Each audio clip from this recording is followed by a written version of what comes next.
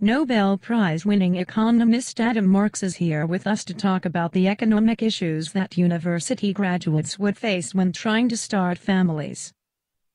So, Dr. Marx, why is starting a family such a huge challenge for university graduates? Starting and sustaining a family is a challenge for any adult, since it causes such a large and long-term financial burden. It is especially difficult for university graduates to start families, because they are likely to have student loans and their entry-level salaries, if they already have a job, are typically lower than the average salary of the nation. With the current economic problems, it will be especially difficult for them to successfully start families. What do you think is the economic problem that will have the most impact on their ability to start families? Employment. The problem with employment is that ever since the 2008 financial crisis, unemployment has been high. The pre-recession unemployment rate was about 6.2%, whereas the current unemployment rate is about 7.3%.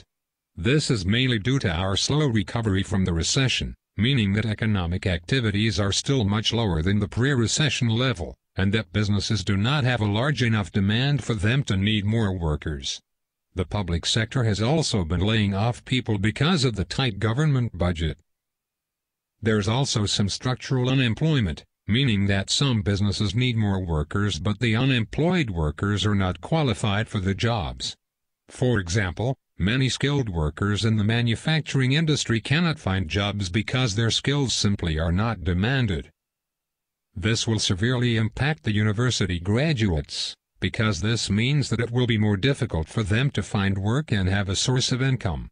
Without a source of income, it will definitely be very difficult for them to start a family. Besides actually finding a job, is there any other concern regarding employment? Absolutely. There are high concerns about job security, especially for university graduates. Again, the global economy is not very strong right now. So if another recession occurs in the near future, workers will be laid off to accommodate for the lower demand. And young university graduates are especially in danger, because firing decisions are often based on the seniority and experience of the employees. The level of income is also a concern, as we know that it will be very difficult to start a family without a moderate income. Wages from part-time jobs are mostly not going to be enough to start a family, and salaries for full-time jobs are unlikely to be very high for the young university graduates. So how can universities graduates, cope with this problem? If they have trouble finding full-time jobs, they may temporarily settle for part-time jobs if they can. At the same time, they should increase their employability, which is how qualified they are for jobs. This could be done by obtaining further training or education. By doing so, they will increase their chances of finding full-time positions and earning more. Alternatively, they might want to move to different geographic locations, because certain places have more job opportunities than others. For example, I think the unemployment rate in Calgary is currently 4.9%, which is an entire 2.4% lower than that of the national average. Of course, the act of moving to another location could be quite costly, so they will need to think twice before actually moving to other locations. If they have a full-time job, they should still consider improving their skills and employability by attending workshops and obtaining extra certificates. This would make them extremely busy, but it can prove to be worthwhile when their extra skills and experience prevent them from being fired or allow them to get higher and better paying positions.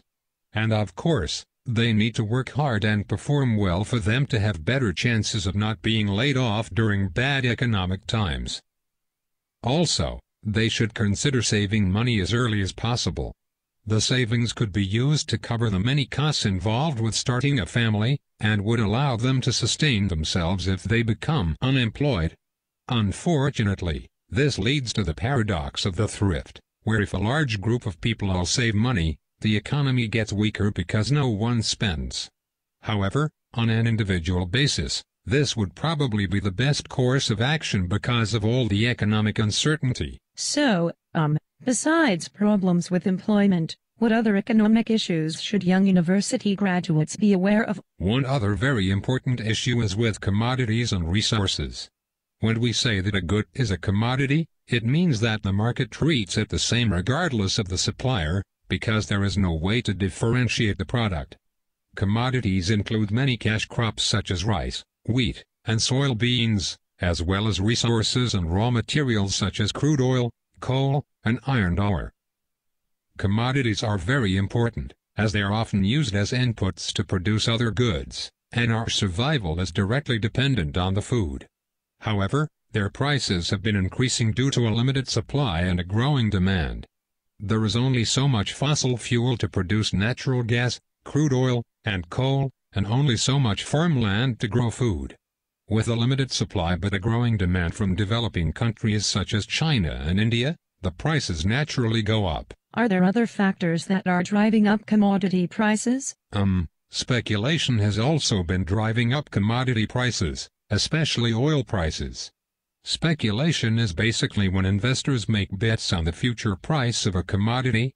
When large companies bet that prices of commodities would increase, it would create an expectation of higher price in the future. As a result, more investors would want to make the bets that prices would rise, increasing the demand. At the same time, producers would hold on to their supplies, hoping that prices would be higher in the future. With increased demand and decreased supply, it means that prices would ultimately rise because of the large bets that the companies have made. Can you give us an idea of how much commodity prices have risen recently? Of course. The prices of commodities have risen substantially over the past few years, both globally and in Canada. For example, the global food price last year was more than twice as much as that in 2005. Fortunately, Canada's food prices did not rise as much as the rest of the world, but from what I remember, it still rose by about 4.1% over the past year.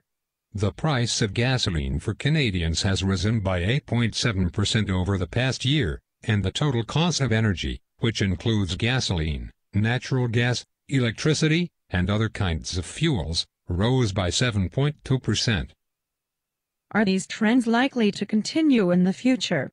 And if so, how much are they going to impact university graduates? Unfortunately, it does seem as if these trends are going to continue. We still have a limited supply and a rising demand for food and resources, and the speculations are still happening. With higher commodity prices, it will be a lot more difficult for university graduates to start families. They will have to spend so much more money on buying food for themselves and for their children, and their energy costs are also going to take up a larger portion of their budget.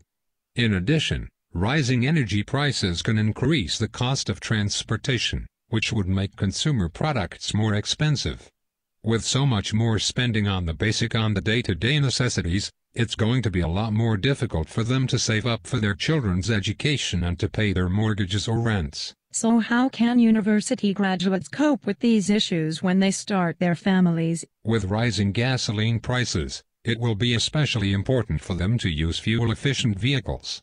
This way, they will use less gasoline and the monthly costs of gasoline would be lower. Or, if they have access to public transportation, they should consider not owning a car. Public transportation is much cheaper than having private vehicles.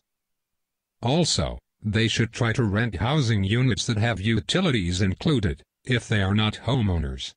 This could help them combat rising electricity prices. As for rising food prices, they would need to make sure not to waste any food, as that would be the same as pouring money down the drain. They could also consume less meat and more vegetables, which would decrease spending on food. However, it would not be desirable to switch to fast foods to reduce costs. It could cause health problems, which could eventually cost them even more. Generally, to cope with increasing costs, the best strategy is to be frugal and avoid unnecessary spendings. With successful control of their budgets, they can still put money aside for investment, education plans, and other family projects. Thank you for your time and valuable insights into these issues. My pleasure.